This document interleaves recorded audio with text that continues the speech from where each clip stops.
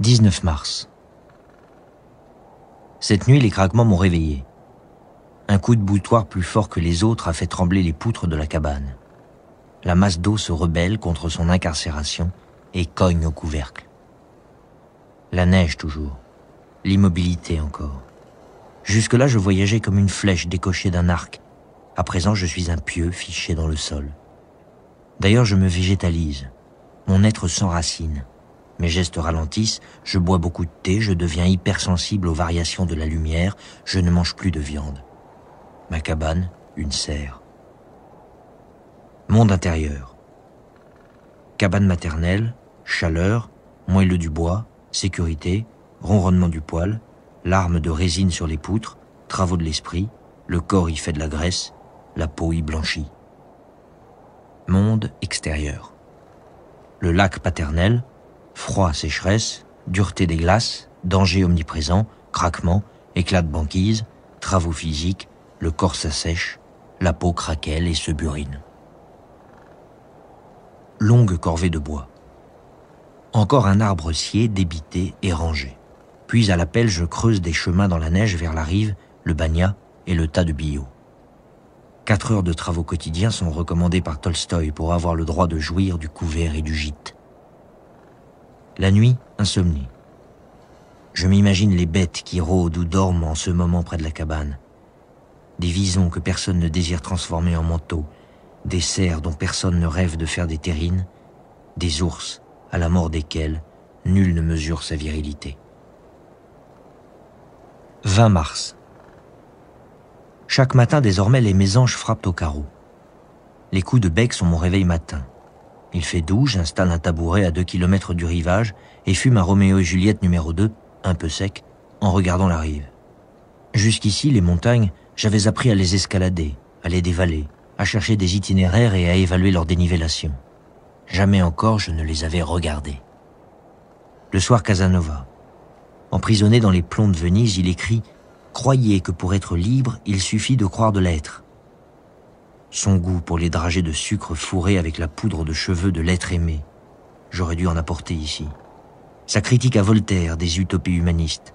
Votre première passion est l'amour de l'humanité, mais vous ne sauriez l'aimer que telle qu'elle est. Elle n'est pas susceptible des bienfaits que vous voulez lui prodiguer. Je n'ai jamais tant ri comme lorsque j'ai vu Don Quichotte très embarrassé à se défendre des galériens auxquels, par grandeur d'âme, il venait de donner la liberté. 21 mars. C'est le jour du printemps, le ciel est bleu et je pars dans les bois. Je m'élève le long de la rivière gelée, débouchant sur le lac à 500 mètres au nord de la cabane. La solitude de la nature rencontre la mienne, et nos deux solitudes confirment leur existence. En peinant dans la poudreuse, je repense à la méditation de Michel Tournier sur la joie d'avoir à ses côtés un semblable pour se convaincre de l'existence du monde. Je suis seul à regarder ces frênes à l'écorce veinée de striures verticales. Les arbrisseaux portent en boule de Noël des étoupes de neige. Les mélèzes aux formes torturées donnent un air d'estampe à la vallée. Dans les dessins chinois, on croirait toujours que les montagnes et les rivières souffrent. Le regard est un baptême, mais dans la situation présente, personne n'assiste mon coup d'œil pour donner vie à ces formes. Je n'ai que le faisceau de ma vue pour faire surgir le monde. À deux, nous ferions jaillir plus de choses. J'avance. Je dépasse le bosquet. Il disparaît de ma vue. Existe-t-il encore ?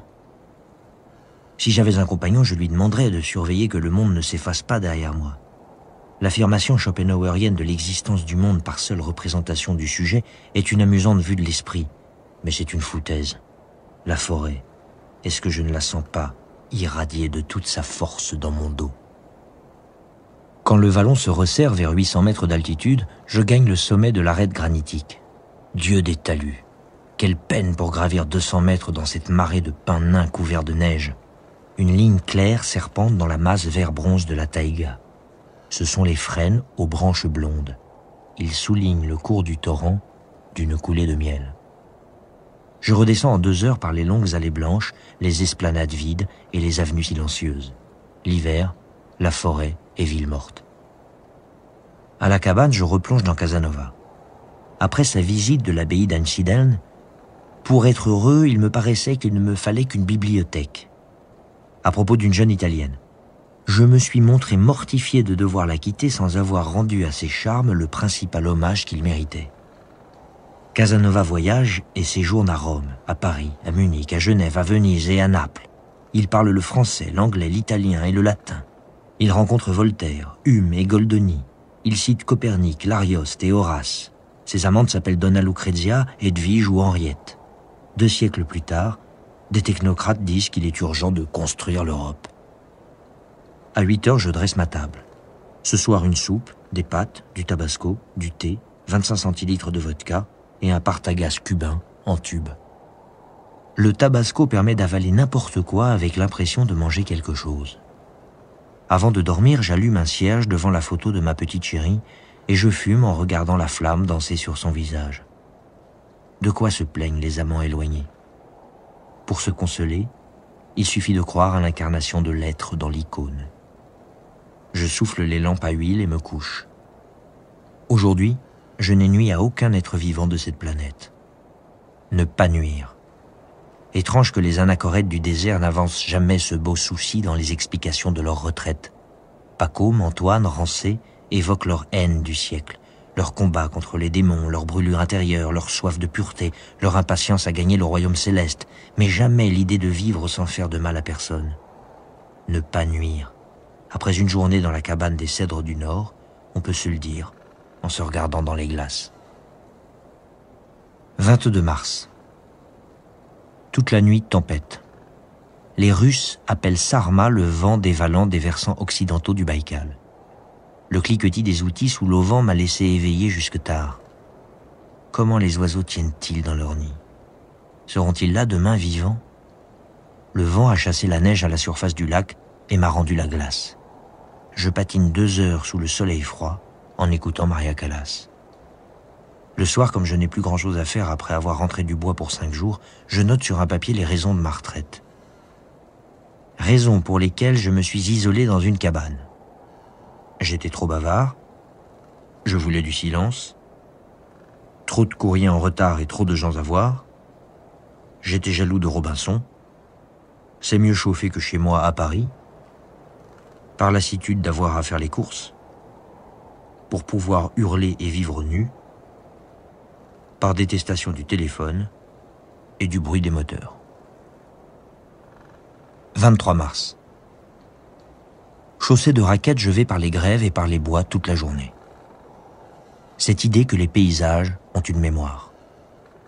Une plaine agricole se souvient des angélus, un champ de coquelicots des amours enfantines. Mais ici, les bois n'ont pas de souvenirs.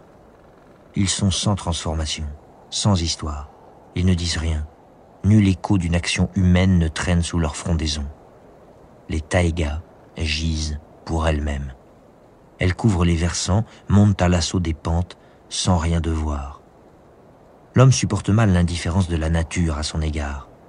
Devant le spectacle d'une forêt vierge, il rêve de fructification et de germination. Le regard de l'homme sur la taïga précède le bruit de la cognée. Ah, l'angoisse des êtres industrieux comprenant soudain que les terres sauvages se passent très bien d'eux. Qui aime la nature pour sa valeur intrinsèque et non pour ses bienfaits?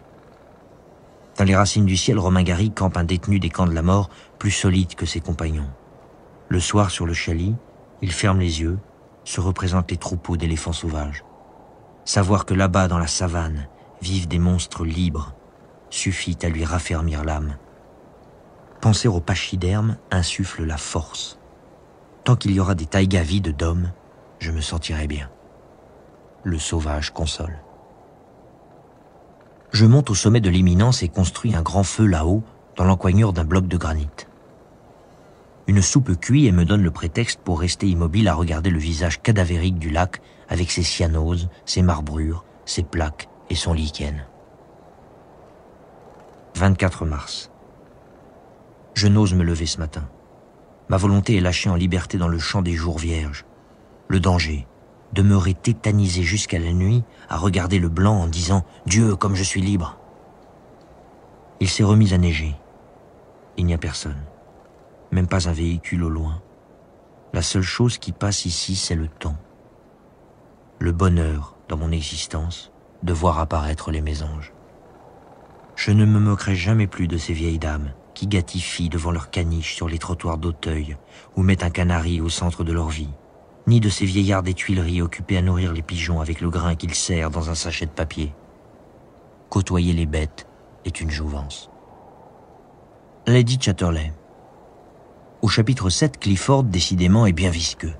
Il dégoûte la pauvre petite Constance. Il parlait toujours, de toutes petites analyses de gens et de choses, de motifs, de caractères, de personnalités. Elle n'en pouvait plus. Elle était reconnaissante d'être seule. Je ferme le livre, je sors et prends la hache sous la neige pendant 2 heures. Vlan, comme un forcené, sur les billots, galvanisés par Lady Constance. Il y a plus de vérité dans les coups de ma hache et le ricanement des jets que dans les péroraisons psychologiques. Vlan.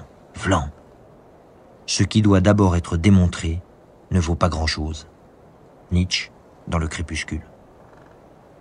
Laissez la vie s'exprimer par le sang, la neige, le tranchant de la hache et l'éclat du soleil sur le ramage d'un freux. Aujourd'hui, sous la neige, je relève mon piège à bourre-mouche. Je casse délicatement la glace pour ne pas secouer les ramures, étends une couverture, sors les branchages et les secoue au-dessus d'un seau.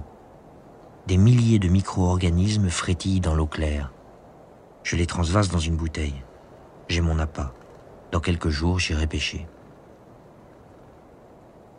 Il faut avoir l'esprit tordu pour voir en l'amant de Lady Chatterley un livre érotique. Ce roman est un requiem pour une nature blessée. L'Angleterre, au paisible bocage, au bois plein de mémoire, agonise sous les yeux de Constance. Le développement minier ravage la terre britannique.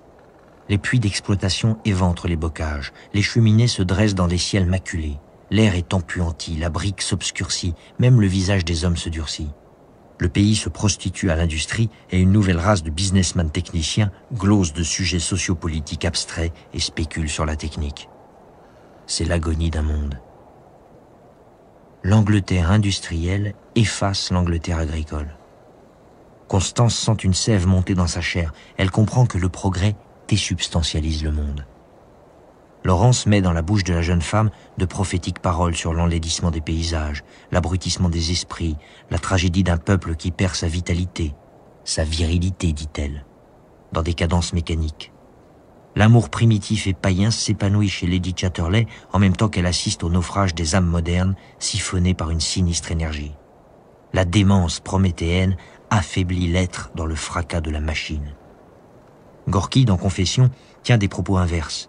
Le révolutionnaire se réjouit de l'immense effort de progrès entrepris par la Russie. Pour lui, la monstrueuse énergie concentrée dans les centres industriels va diffuser dans le monde entier un nuage magnétique.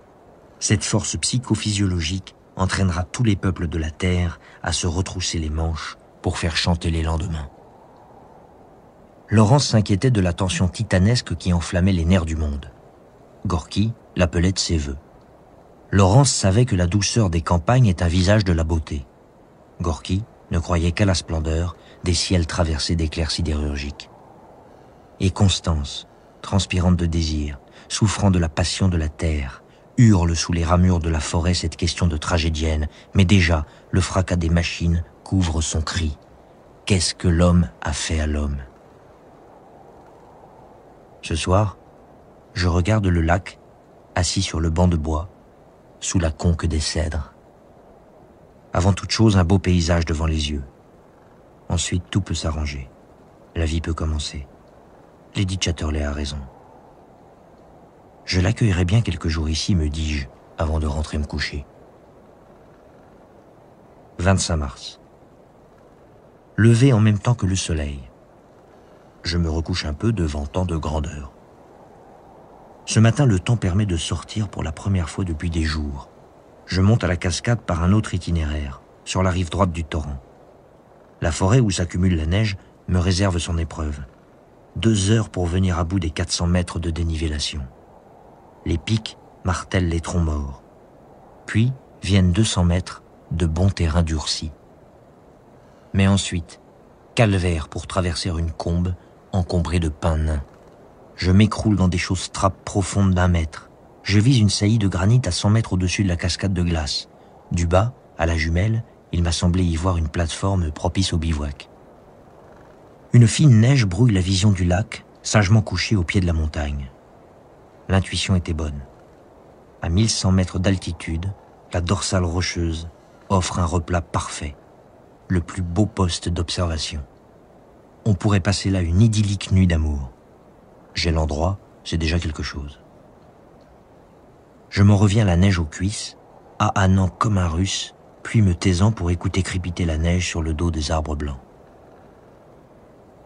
Au débouché de la rivière, je me délie les muscles sur la plaine lacustre en suivant une trace de renard. Il a marché 3 kilomètres vers le large et est revenu en décrivant une boucle. Un simple renard se promenant. La neige tombe drue à présent. Ce masquage du monde décuple la morsure de la solitude. Qu'est-ce que la solitude? Une compagne qui sert à tout. Elle est un baume appliqué sur les blessures. Elle fait caisse de résonance. Les impressions sont décuplées quand on est seul à les faire surgir. Elle impose une responsabilité. Je suis l'ambassadeur du genre humain dans la forêt vide d'hommes. Je dois jouir de ce spectacle pour ceux qui en sont privés. Elle génère des pensées puisque la seule conversation possible se tient avec soi-même. Elle lave de tous les bavardages, permet le coup de sonde en soi. Elle convoque à la mémoire le souvenir des gens aimés. Elle lie l'ermite d'amitié avec les plantes et les bêtes, et parfois un petit dieu qui passerait par là. Dans la fin de l'après-midi, je vérifie que mon bord-mouche se porte bien. Les petits êtres nagent dans la bouteille. Demain ou après-demain, ils serviront d'appât. Il est 8 heures du soir. Je repose dans mon cube, à la lisière du bois, au pied de la montagne, sur le fil de la rive, dans l'amour de toute chose qui m'entoure. Je m'endors en lisant un peu de poésie chinoise. J'apprends par cœur un vers à prononcer dans une conversation où l'on se trouverait à court d'arguments. Dans tout cela réside une signification profonde. Sur le point de l'exprimer, déjà, j'ai oublié les mots. 26 mars. Neige. Je marche sur le lac et tends le visage, la bouche ouverte. Je bois les flocons à la mamelle du ciel. Le soir, je perce un trou à la chignole dans la glace, à une encablure de la rive, par 4 mètres de fond. Je jette mon bord-mouche. Le nuage de crustacés brouille l'eau. Il n'y a plus qu'à attendre l'arrivée des ongles tachetés. Je commence à me lasser des pâtes au tabasco. 27 mars. Une matinée de poésie chinoise. Je suis arrivé ici avec des raquettes, des patins à glace, des crampons, un piolet, des lignes de pêche, et je me retrouve à lire des histoires où des ermites assis sur des bancs de pierre regardent le vent agiter les bosquets de bambou. Ah, le génie chinois! Avoir inventé le principe du non-agir pour justifier de rester toute la journée à se dorer au soleil du Yunnan sur le seuil d'une cabane. La pêche le soir. Je suis sur le tabouret et je trempe mes mouches à la verticale. Par le trou, je vois passer les ongles. Le bord-mouche les a attirés. La pêche est une activité chinoise. On se laisse traverser par le flux des heures en regardant fixement sa canne dans l'espoir qu'elle tressaille. Ce qui n'arrive point de toute la soirée. Je noie mon chagrin de rentrer bredouille dans 25 centilitres de vodka et je laisse agir l'alcool en mes veines. À moi, poète chinois. 28 mars. Étrange ce besoin de transcendance. Pourquoi la foi en un Dieu extérieur à sa création? Les craquements de la glace, la tendresse des mésanges et la puissance des montagnes m'exaltent davantage que l'idée de l'ordonnateur de ces manifestations. Elles me sont suffisantes. Si j'étais Dieu, je me serais atomisé en des milliards de facettes pour me tenir dans le cristal de glace, l'aiguille du cèdre, la sueur des femmes, l'écaille de l'omble et les yeux du lynx. Plus exaltant que de flotter dans les espaces infinis en regardant de loin la planète bleue s'autodétruire. Un brouillard très épais est tombé sur le lac. L'horizon n'existe plus. Je me couvre et pars à pied vers le large. La rive disparaît de la vue au 2e kilomètre. Je marche 2 heures. Seules mes traces me relient à la cabane.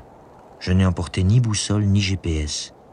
Et si le vent se lève et efface les empreintes, je ne pourrai pas retrouver mon chemin. Je ne sais pas ce qui me pousse à continuer. Une force un peu morbide. Je m'enfonce dans le néant. Soudain, au bout de 2 heures, je dis « ça suffit » et je rentre en allongeant la foulée. 2 heures plus tard, la montagne apparaît derrière le voile blanc et j'atteins la cabane. Dans la tradition chinoise, des vieillards se retiraient dans une cabane pour mourir. Certains avaient servi l'empereur, occupé une charge gouvernementale, d'autres étaient fins lettrés, poètes, simples ermites. Leurs cabanes se ressemblaient. L'emplacement répondait à des canons précis.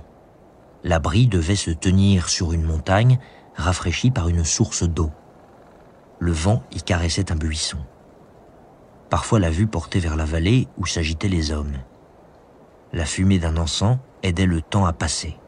Le soir, un ami surgissait, on l'accueillait avec un verre de thé et des paroles retenues. Après avoir voulu agir sur le monde, ces hommes se retranchaient, décidés à laisser agir le monde sur eux. La vie est une oscillation entre deux tentations. Mais garde, le non-agir chinois n'est pas l'ascédie. Le non-agir aiguise la perception de toute chose. L'ermite absorbe l'univers, accorde une attention extrême à sa plus petite facette. Assis en tailleur sous l'amandier, il entend le choc du pétale sur la surface de l'étang. Il voit vibrer le bord de la plume de la grue en vol. Il sent monter dans l'air l'odeur de fleurs heureuses dont s'enveloppe le soir. Ce soir, j'apprends l'éloge funèbre de Tao Yuanming, mort en 427. Digne dans mon humble hutte, à mon aise, je bois du vin et compose des poèmes, accordés au cours des choses, conscient de mon sort, n'ayant plus ainsi aucune arrière-pensée. Et je me couche en pensant qu'il ne sert à rien d'écrire son journal quand certains sont capables de ramasser leur vie en 30 mots. 29 mars. Ce matin, -3. Première journée printanière. Les mésanges affluent sous la fenêtre sud. Soudain, des bourrasques agitent les cèdres et la neige tombe. Le paysage est rayé de filandres grises. Je lis des vers chinois en sirotant une vodka. Le monde peut s'effondrer. En aurais-je un écho? Une cabane est un bunker de bois. Le beau blindage que celui des rondins. Les poutres de pin, l'alcool et la poésie forment un triple caparaçon. Ma cabane est loin et moi je ne sais rien. Un proverbe russe, né dans les taïgas. Aux antipodes, les dictates de Paris. Tu auras une opinion sur tout, tu répondras au téléphone, tu t'indigneras, tu seras joignable. Credo des cabanes. Ne pas réagir, ne jamais rebondir, ne pas décrocher, flotter légèrement sous dans le silence neigeux, s'avouer indifférent au sort du monde, et lire les Chinois. Le vent redouble. Le monde cogne au carreau pour que je lui ouvre. Protégez-moi mes livres, protège-moi ma bouteille, protège-moi ma cabane de ce vent du nord-est qui veut me distraire. Si l'on m'apportait dans l'instant un journal plein de nouvelles, je considérerais cela comme un tremblement de terre. J'étais presque certain que j'allais les trouver. Je tombe sur ces vers de Tu Mu, poète du IXe siècle. Le petit pavillon peut à peine loger un lit à l'horizontale. Toute la journée, je regarde les montagnes en me versant sans cesse à boire. Admirable quand dans la nuit, avec le vent, arrive la pluie. Dans l'ivresse, le bruit, en vain, frappe à la fenêtre. 30 mars. Un saut à la cascade de glace aujourd'hui par un nouveau chemin. Je remonte la première vallée au sud de ma cabane et à l'altitude de 1000 mètres, entreprends un long contournement de l'épaule. Je passe l'arête, quelques gendarmes de granit pourri percent la couche de neige. Je continue à flanc de pente sur la neige durcie. Parfois une coulée de pin nain ruine mes efforts. Je peine 5 heures entières avant d'atteindre la rive gauche de l'entaille fermée par la cascade. J'ai le secret espoir, en restant si longtemps au-dessus de la forêt, d'apercevoir un cervidé. Mais à part une trace de glouton qui s'enfonce sous les arbres et qui me met en joie, il n'y a rien. Rentré au lac, j'attrape mon premier poisson à 5 heures le soir. Un deuxième 3 minutes plus tard et un troisième 1h30 après. 3 ombles vifs argent, électrisés par la colère, luisent sur la glace. La peau est traversée d'impulsions électriques. Je les tue et regarde la plaine en murmurant ces mots de gratitude que les Sibériens adressaient autrefois à la bête qu'ils détruisaient ou au monde qu'ils contribuaient à vider. Dans la société moderne, La taxe carbone remplace ce merci, pardon. Le bonheur d'avoir dans son assiette le poisson qu'on a pêché, dans sa tasse l'eau qu'on a tirée, et dans son poêle le bois qu'on a fendu. L'ermite puise à la source. La chair, l'eau et le bois sont encore frémissants. Je me souviens de mes journées dans la ville. Le soir, je descendais faire les courses. Je déambulais entre les étals du supermarché. D'un geste morne, je saisissais le produit et le jetais dans le caddie. Nous sommes devenus les chasseurs-cueilleurs d'un monde dénaturé. En ville, le libéral, le gauchiste, le révolutionnaire et le grand bourgeois paient leur pain, leur essence et leurs taxes. L'ermite, lui, ne demande ni ne donne rien à l'État. Il s'enfouit dans les bois, en tire subsistance. Son retrait constitue un manque à gagner pour le gouvernement. Devenir un manque à gagner devrait constituer l'objectif des révolutionnaires. Un repas de poisson grillé et de myrtilles cueillis dans la forêt est plus anti-étatique qu'une manifestation hérissée de drapeaux noirs. Les dynamiteurs de la citadelle ont besoin de la citadelle. Ils sont contre l'État au sens où ils s'y appuient. Walt Whitman. Je n'ai rien à voir avec ce système, pas même assez pour m'y opposer. En ce jour d'octobre, où je découvris les feuilles d'herbe du vieux Walt, il y a 5 ans, je ne savais pas que cette lecture me mènerait en cabane. Il est dangereux d'ouvrir un livre. La retraite est révolte. Gagner sa cabane, c'est disparaître des écrans de contrôle. L'ermite s'efface. Il n'envoie plus de traces numériques, plus de signaux téléphoniques, plus d'impulsions bancaires. Il se défait de toute identité. Il pratique un hacking à l'envers, sort du grand jeu. Nul besoin d'ailleurs de gagner la forêt. L'ascétisme révolutionnaire se pratique en milieu urbain. La société de consommation offre le choix de s'y conformer. Il suffit d'un peu de discipline. Dans l'abondance, libre aux uns de vivre en poussah, mais libre aux autres de jouer les moines et de se tenir amaigris dans le murmure des livres. Ceux-ci recourent alors aux forêts intérieures sans quitter leur appartement. Dans la société de la pénurie, aucune alternative n'existe. On est condamné au manque, conditionné par lui. La volonté n'y fait rien. Il y a cette fameuse blague soviétique du type dans la boucherie. « Vous avez du pain ?» Réponse. « Ah non, ici c'est l'endroit où l'on n'a pas de viande. Pour l'endroit où l'on n'a pas de pain, c'est la boulangerie, à côté. » La dame hongroise qui m'a élevé m'a appris ces choses-là. Et je pense souvent à elle. La société de consommation est une expression légèrement infâme, née du fantasme de grands enfants déçus d'avoir été trop gâtés. Ils n'ont pas la force de se réformer et rêveraient qu'on les contraigne à la sobriété. À 7 heures du soir, j'entreprends de me faire des blinis avec la réserve de farine empaquetée dans les sacs étanches. 1 heure plus tard, je dépose sur ma planche de bois une galette carbonisée. Je passe une demi-heure dehors le temps que la fumée s'évacue de la cabane, puis ouvre un paquet de pâtes chinoises. 31 mars. Depuis quelques jours, je me livre à une expérience pavlovienne qui commence à porter ses fruits. À 9 heures, je joue un air de flûte à ma fenêtre avant de jeter des miettes aux mésanges. Ce matin, elles sont arrivées aux premières notes, bien avant que je ne dispose leur dû. Je hume l'air de l'aube, entouré d'oiseaux. Il ne manque que Blanche-Neige. Une journée dans les hauteurs. Je remonte le cours de la Vallée Blanche. Une large combe plantée de mélèzes japonisants au nord de ma cabane. J'atteins la côte 1600 après 5 heures de bataille dans la profonde. Parfois, j'ai l'impression d'être un orignal enfoncé au poitrail dans la colle. Je pense être à 300 mètres du sommet, mais le temps est très froid et l'heure tardive. Je redescends vers le cap des Cèdres du Nord. Une trace de lynx coupe ma ligne d'empreinte. Il a dû passer là 1 ou 2 heures auparavant et rôde dans les parages. Je me penche sur les traces pour les renifler, mais ne décèle aucune odeur. Je me sens moins seul. On était 2 en goguette dans le coin aujourd'hui. Ce soir, je fends du bois dans la clairière. Il faut d'abord coincer le merlin d'un coup puissant dans la chair du bois. Une fois le métal profondément engagé, il faut soulever d'un geste la hache et le rondin qui la retient et abattre la tranche de la cognée de toute sa force sur le billot de coupe. Si le coup est bien porté, le tronc se fend en 2. Ensuite, avec la hachette, il n'y a plus qu'à débiter des bûchettes. Le geste rentre, et il ne m'arrive plus de rater ma cible. Il y a un mois, il me fallait 3 fois plus de temps pour rentrer ma corvée de bois. Dans quelques semaines, je serai une machine à débiter.